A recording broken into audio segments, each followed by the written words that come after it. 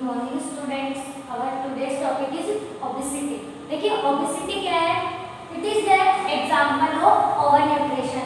देखिए अपन ने देखा था कि जो मेल न्यूट्रिशन होता है वो 3 टाइप से अपन ने डिफाइन किया था, over nutrition, under nutrition and deficiency.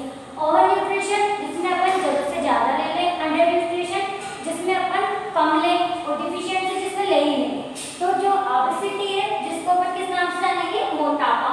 वो किसका एग्जांपल है? Over nutrition. When maximum fat stored in the body. जब अपन कौन न्यूट्रिशन, किसी एक न्यूट्रिशन को जरूरत से ज्यादा ले लेते हैं। कौन सा न्यूट्रिशन? जिनसे अपने को कैलोरी मिलती है। तो ओबेसिटी क्या हो जाएगी बेसिकली कि जब अपन जो अपने कैलोरी फूड होते हैं उनको अपन ओवर ले लेते हैं, मतलब जरूरत से ज्यादा ले लेते हैं। जितनी हमारी बॉडी को नीड होती है, जब अपन कैलोरी फूड को उससे भी ज्यादा क्वांटिटी में ले लेते हैं तो जो फैट है वो हमारी बॉडी में स्टोर होने लगती है और इसी को अपन किस नेम से जानते हैं? ओबेसिटी। तो जो ओबेसिटी है वो ओवर न्यूट्रिशन का एग्जांपल है, जिसमें क्या होता है कि जब अपन कैलोरी फूड जिनसे कि अपने को एनर्जी मिलती है, लाइक कार्बोहाइड्रेट, फैट वगैरह, इनको अपन एक्स्ट्रा क्वांटिटी में ले लेते हैं, जरूरत से ज्यादा ले लेते हैं, तो फैट है जो हमारी बॉडी में स्टोर होने लगती है, उसी को अपन क्या बोलते हैं? ओबेसिटी। ठीक है।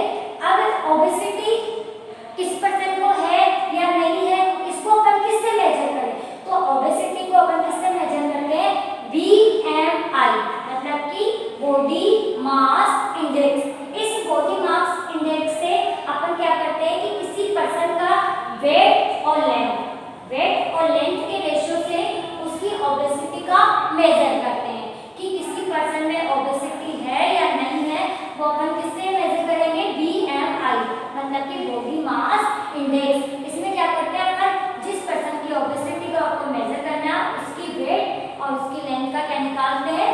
रेशियो निकालते हैं। तो देखिए जब BMI बॉडी मास इंडेक्स से अपन रेशियो निकालेंगे, अगर ये रेशियो 18.5 आता है, 18.5 आता है, इसका मतलब क्या है कि ओबेसिटी है वो अंदर है, मतलब कि ओबेसिटी तो है ही नहीं, उसके अंदर उस न्यूट्रिशन की अभी क्या है? कमी है, मतलब कि कैलोरी फूड की उसके अंदर डिफिशियंसी है।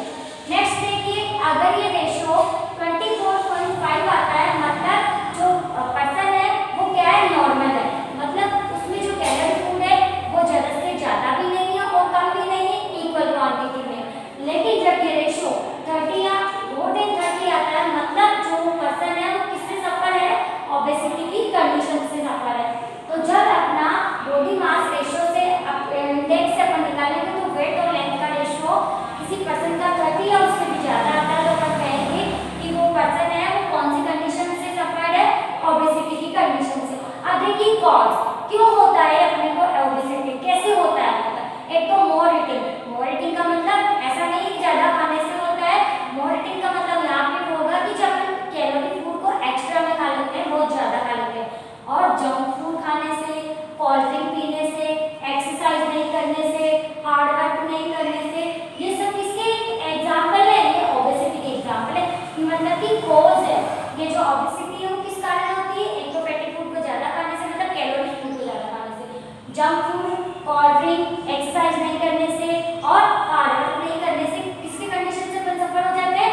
ओबेसिटी की। अब देखिए इम्पैक्ट का मतलब आपके जो ओबेसिटी से क्या इम्पैक्ट आपके बॉडी के ऊपर पड़ रहा है, मतलब क्या हार्मफुल इफेक्ट हो रहे हैं। तो फर्स्ट देखिए हार्ट अटैक। अब हार्ट अटैक के चांस कैसे बढ़ रहे हैं ओबेसिटी से?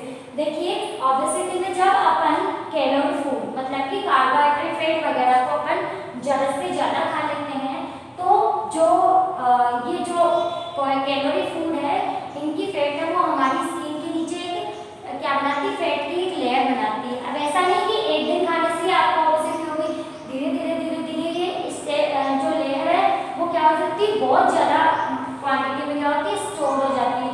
जब ये फैटी फूड की जो फैट लेयर है वो हमारी स्किन के ऊपर स्टोर होती जा रही है, बहुत ज्यादा स्टोर होती जा रही है, तो ये क्या करती है? हमारी बॉडी के जो इंटरनल ऑर्गन है, लाइक हार्ट है ना, लंग्स वगैरह, इनके ऊपर ही क्या डालती है? अपना प्रेशर डालती है।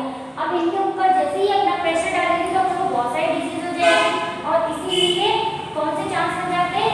हार्ट अटैक के चांस बढ़ जाते हैं, स्लीपिंग डिसऑर्डर,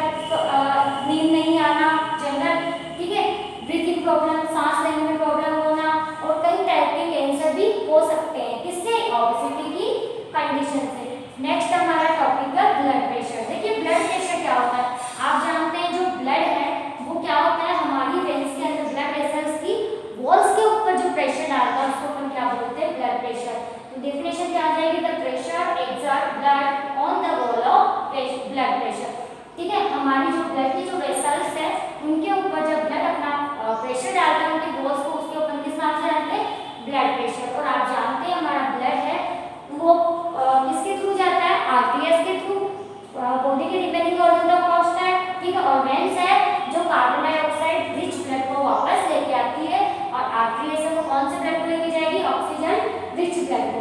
अब देखिए किसी पर्सन का जो नॉर्मल ब्लड प्रेशर होता है वो क्या होता है 120 एंड 80। इसका मतलब ये नहीं कि दोनों ही है। ठीक है ना, अब आप सोच रहे होंगे कौन सा ले, तो देखिए अपन इसको टू कंडीशन से समझेंगे, सिस्टोलिक एंड डायस्टोलिक। देखिए सिस्टोलिक कंडीशन क्या होता है कि जब हमारा जो हार्ट है वो कॉन्स्ट्रक्ट होता है, जब हमारा हार्ट है वो क्या होता है, कॉन्स्ट्रक्ट होता है, तो हार्ट से ब्लड निकल के बॉडी के सारे पार्ट में जाता है। तो जब हमारा हार्ट है वो कॉन्स्ट्रक्ट होता है और ब्लड है वो बॉडी के सारे पार्ट में जा रहा है, तो उस टाइम ब्लड का जो प्रेशर होगा उस कंडीशन को अपन जानेंगे सिस्टोलिक, और उस टाइम ब्लड का प्रेशर कितना होगा 120। नेक्स्ट देखिए डायस्टोलिक। डायस्टोलिक में क्या होता है, जब हमारा हार्ट है वो क्या होता है, रिलैक्स होता है। ठीक है, रिलैक्स होता है और बॉडी के ऑल पार्ट से ब्लड है जो हार्ट में आता है, उस कंडीशन को अपन जानेंगे डायस्टोलिक। देखिए सिस्टोलिक में तो हार्ट है वो कॉन्स्ट्रक्ट होगा और ब्लड है वो बॉडी के रिमेनिंग पार्ट तक जाएगा। डायस्टोलिक में हार्ट है वो रिलैक्स होगा और ब्लड है जो हार्ट में आएगा, उस टाइम का ब्लड प्रेशर कितना होगा 80। ठीक है, अब मतलब कि जो सिस्टोलिक कंडीशन में ब्लड है जो वेसल्स की वॉल पे जो प्रेशर लगाएगा वो 120, उस कंडीशन को अपन जानेंगे सिस्टोलिक। और जब रिलैक्स होगा तब प्रेशर कितना होगा 80। अब देखिए कि जो ब्लड प्रेशर है वो अपन किससे मेजर करते हैं, इंस्ट्रूमेंट से, उसको अपन किस नाम से जानेंगे, स्फिग्नोमेनोमीटर। आपको ये लर्न करना है, वेरी इंपॉर्टेंट। जो ब्लड प्रेशर है वो किसके थ्रू मेजर किया जाता है, स्फिग्नोमेनोमीटर।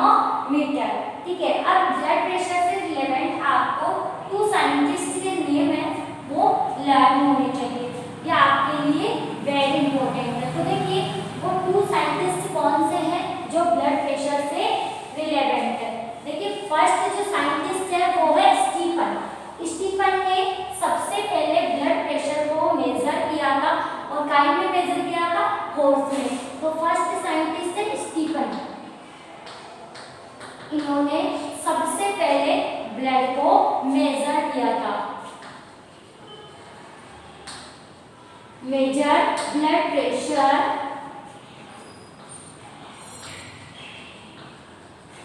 इन हॉर्स। देखिए जो स्टीफन है उन्होंने सबसे पहले ब्लड प्रेशर को मेजर किया था, और किसमें मेजर किया था, हॉर्स में। कब किया था, 1733। सेकंड साइंटिस्ट है आपके पास केपलॉन। केपलॉन है, उन्होंने सबसे पहले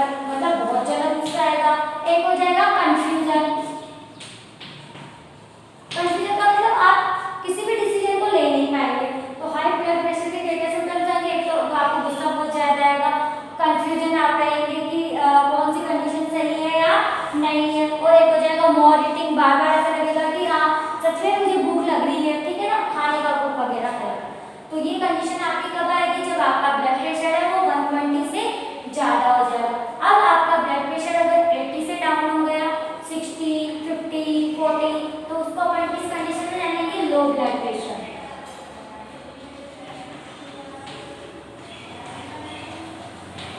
अब देखिए लो ब्लड प्रेशर में क्या होगा, जब आपका ब्लड प्रेशर 80 से भी कम हो जाएगा, ठीक है ना, 70, 60, 50, तो उस टाइम पे क्या होगा, जो ब्लड है वो बहुत कम स्पीड से फ्लो होगा, और जब वो बहुत कम स्पीड से फ्लो होगा तो हमारी बॉडी के जो इम्पोर्टेंट ऑर्गन है जैसे कि ब्रेन हुआ, हार्ट हुआ, इनमें है जो ब्लड का जो फ्लो है वो टाइम से नहीं हो पाएगा, धीरे धीरे होगा, धीरे धीरे होगा, इम्पोर्टेंट ऑर्गन तक हमारा ब्लड नहीं जा पाएगा, तो ये क्या कर देंगे, ये इनके फंक्शन को धीरे मतलब स्लो कर देंगे, इनके फंक्शन का वर्किंग को क्या हो जाएगा, धीरे हो जाएगा, ये टाइम से प्रॉपर्ली वर्क नहीं कर पाएंगे, ठीक है ना, और धीरे धीरे धीरे धीरे इनके जो कैपेसिटी है वो क्या हो जाएगी, कम हो जाएगी।